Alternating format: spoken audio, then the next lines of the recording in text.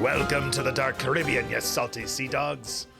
In this tutorial, we'll cover the basics of the naval combat system in Pirate Borg, a tabletop role-playing game from Limithron. The system is simple and fast-paced enough to be injected into any traditional RPG session, but without the time commitment or crunch of a full-blown miniature wargame. It's built around teamwork so that every round, every player can participate in the action. It's scalable too, so it works as well with 2 ships as it does with an entire fleet. Here's what you'll need. 2 or more players, one of which will be the game master. Some ship models or tokens. These are from Firelock Games, but you can use cardboard tokens, or these ships from Pirates of the Spanish Main. A water mat. We recommend one with 1-inch hex grids like this one from Limithron, but you can also use a blue sheet and a ruler. Some polyhedral dice, a copy of Pirate Borg, some Pirate Borg character sheets. They have a spot on the back for your ship stats. You can also use these reference cards to speed things up. Alternatively, you can use a virtual tabletop like Foundry, Alchemy, or Roll20. The basics. Here are the basics. Ships have a stat block similar to a player character, and every ship has an acting captain. The captain rolls initiative every round of combat, and then ships take their turn in that order. On a ship's turn, it can move and take up to 2 actions or more if it has player characters on board. And remember, don't be afraid to switch to melee combat or theater to the mind if it makes more sense for your encounter.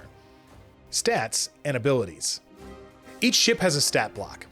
HP represents not just the ship's condition, but also the crew's health and morale. The hull is similar to armor in melee combat. Every time the ship would take damage, roll this die and reduce the HP loss by the result. Agility represents how nimble the ship is. It's used for rolling initiative, making extra turns, and pushing the ship's speed. The speed is the distance in inches or hexes a ship can travel each turn. In a campaign, a ship can move up to this speed in 50-mile hexes each day. Skill represents how trained or prepared the crew is. It's used to make attack rolls and repairing the ship. Broadsides is the amount of damage that main guns inflict on a successful hit. If there are numbers before the @ sign, then the ship can make multiple attacks.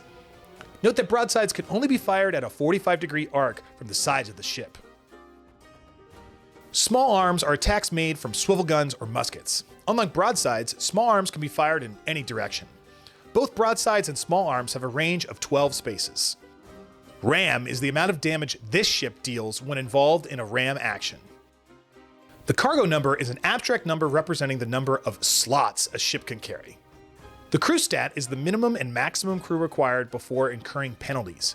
A ship with less than the minimum required crew is limited to 1 action per turn, regardless of how many PCs are on board.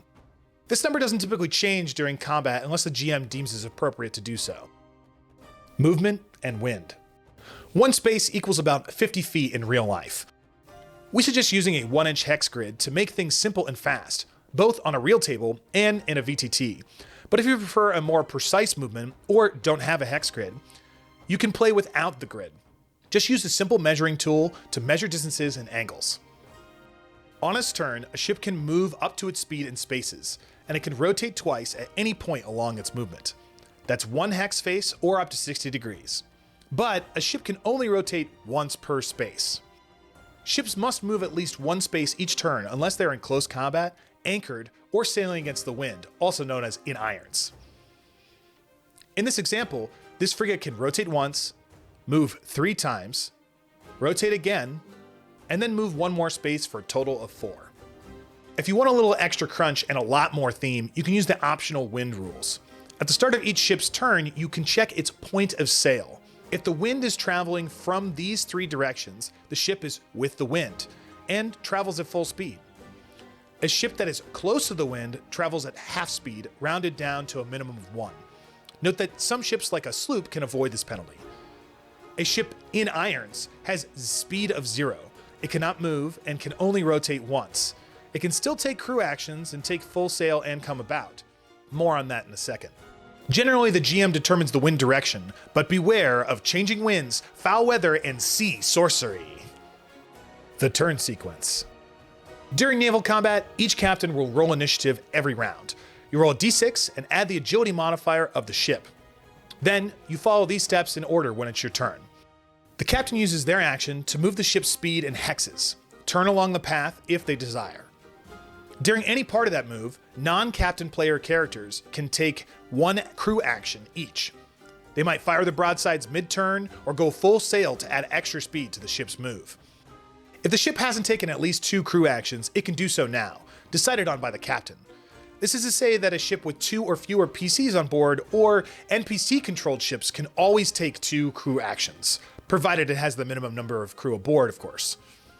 But a ship with a captain and 5 additional player characters on board could take up to 5 actions. If appropriate, say when the PCs board another ship, switch to melee combat. Ships that are in close combat are considered anchored and can't take any other crew actions until the combat's resolved. Crew actions. Thematically, naval combat rounds are between 30 and 60 seconds, and during that time, each player can take up to 1 action. Each ship must have a captain, and that captain spends their action to command and move the ship. A wise captain will shout out orders to the crew. Each crew action may only be chosen once per ship per round. The exception to this is on larger ships that have multiple attacks, notated by the @ symbol. Most crew actions require an ability test.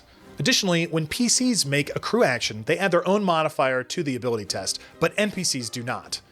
Unless the GM notes otherwise, the difficulty rating is always 12. Let's take a look at all the crew actions. Fire broadside.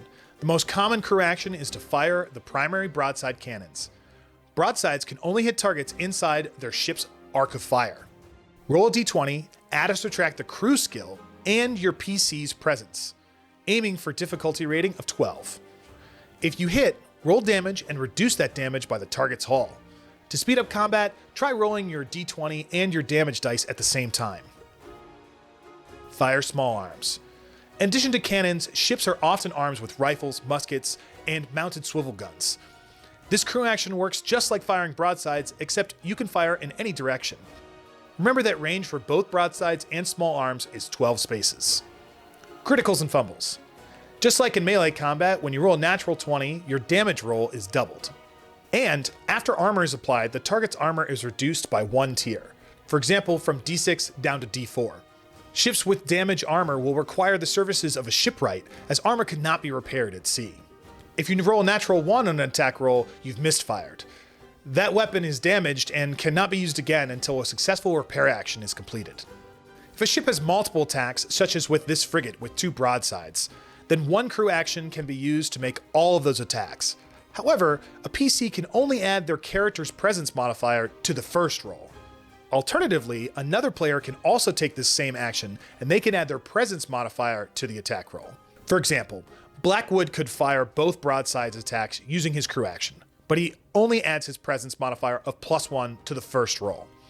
If Eleanor helps him shoot the broadsides, Blackwood would roll 1 attack and add his +1 modifier, and Eleanor would roll the other attack and add her +3 modifier. The next action is full sail. If a ship needs to increase its speed to catch up to another ship, or run away from one, then it can make a full sail action. Test the ship's agility, plus the PC's agility, to increase the ship's movement by 1 for this turn. Come about. A ship can make 1 extra rotation this turn by taking the come about crew action. Test ship's agility plus the PC's strength to rotate 1 extra hex. Remember, you can still only rotate once per hex. Boarding party. If your ship is touching another ship, you can pull out those pistols and swing aboard to switch to melee combat. Repair. If, and only if, a ship is below 50% HP, the crew can attempt to repair. Test the ship's crew skill plus the PC's presence to recover D6 HP. Alternatively, you can use this crew action to repair a misfired cannon or small arms we talked about before. Repairing guns can be taken regardless of the ship's HP level. Note you still can only do this action once per turn, but your GM may award you a bonus if multiple PCs all wish to take the repair action together. Next action is drop anchor, and doing this will make your speed 0. Alternatively, you can weigh anchor to no longer have a dropped anchor. Ramming. If your ship ends its movement touching another ship, it can ram. Both ships roll their ram damage dice and add 1 for each space they moved on their most recent turn. They deal that damage to the other ship, applying hull armor as normal. Note that a ship taking the ram action cannot take any other crew actions this turn. The final action is called something else. This is a catch-all for everything else you might want to do. Could be use a relic, cast a ritual, hide below decks like the gutless coward that you are, or abandon ship. Just consult with your GM and enjoy the limitless possibilities. The next thing to do is to draw your cutlass and stab that like button, or leave a comment down below and let us know what you like or if you have any questions or how you intend to use the system. Okay, so we've talked all about wind, the turn sequence, and your actions. Let's put it all together and get one big example going. Example of combat. Here we have the NPC brigantine ship called the Vendetta, facing off against the Lady Luck, a frigate with the PC captain Blackwood at the helm and 3 other player characters. At the start of the round, both ships roll initiative. And add their ship's agility modifier to the roll. That's +1 for the Vendetta, but no bonus for the slower frigate. Looks like the Vendetta goes first. As an NPC ship, its captain will get to move it and choose up to 2 crew actions. It is sailing with the wind, so it can move up to its full speed move of 4. It will rotate once, then move 1 space, then rotate again, move 2 more spaces. It will now pause its movement and take its first action, firing its broadside cannons. This ship's crew has a +0 skill, so it needs a natural 12 or better to hit the Lady Luck. It strikes true, rolling 8 damage. Now, the Lady Luck reduces the damage by its hull value of D4, so 8 minus 3 equals 5. The Lady Luck takes 5 damage. The captain then finishes the ship's move, moving 1 more space forward for a total of 4. For the Vendetta's second action, they will fire small arms, which only deal D4 damage. Looks like they missed. Okay, on to Lady Luck. Unfortunately, they have been outmaneuvered by their foe and find themselves at a point of sail of close to the wind. So their speed is halved down to 2. Captain Blackwood calls out to the others that they should try and come about to get behind the Vendetta. Player 1 responds with aye aye captain and uses their action to try and come about. They roll a 10, add the ship's agility, in this case a +0, and add their own strength of +2. They succeed and grant the ship an extra rotation. So Captain Blackwood rotates the ship, moves 1, and then rotates again. Remember, he can't rotate more than once per hex. The perfect firing position before they make their final move and turn. The captain yells out, "Fire!" Player 2 isn't a very good shot, and they think the ship would be in a better position if they gained 1 extra space of movement, so they decide to try and do a full sail action. They roll and add their ship's agility of +0 and their own agility of +2. Nice, success. So the captain has 1 more point of movement he wasn't expecting. Player 3 commands the gun crew and helps fire the cannons. Since she can't be on both gun decks at once, she gets to add her presence modifier to only the first attack roll. She rolls the attack, adds the ship's skill of +1 and her own presence modifier of +3. Alright. D8 damage? Only a 2. The brigantine rolls its armor and is able to block all the damage. Player 3 now rolls for the second broadside attack, but doesn't add his presence bonus. He misses. Okay, finishing up the move, the captain has an extra rotation from the come about action and an extra space from the full sail action. He wants to make sure he's sailing with the wind next turn, and he moves forward 2 more spaces and rotates. Alright, that completes both ships' turn, and we start a new round. Both ships roll initiative, and if the Lady Luck were to win, it would get to go back to back, which is pretty cool. Additional rules. Alright, there's a couple more rules to go over just to cover the extra fun bits. When a ship is reduced to 0 HP or less, it becomes derelict. Its speed drops to 0, and it can't take any actions until it's out of combat. If it takes any additional damage, then the GM rolls on the derelict chart. It's very likely going to start sinking or might even explode. Ship health and damage and character health and damage are on different scales. They're at a ratio of 1 to 5.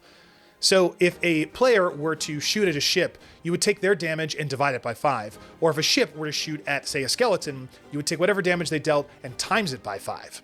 This conversion isn't needed very often, however, as larger monsters often come with 2 sets of stat lines for the 2 different scales. In some cases, they even deal different types of damage. Alright, that covers the basic rules for naval combat in Pirate Borg. If you check out the book, there's additional rules for sailing all around the Caribbean, having specialty crew, morale, upgrading, and repairing your ship. If you'd like more Pirate Borg content, then make sure to subscribe and leave a comment down below. Let us know what you'd like to see. Also, you can check out our Patreon for hundreds of naval-themed battle maps, 75 plus of which are completely free. Thanks so much for joining us, you guys, and I hope to be rolling dice with you soon. Happy sailing.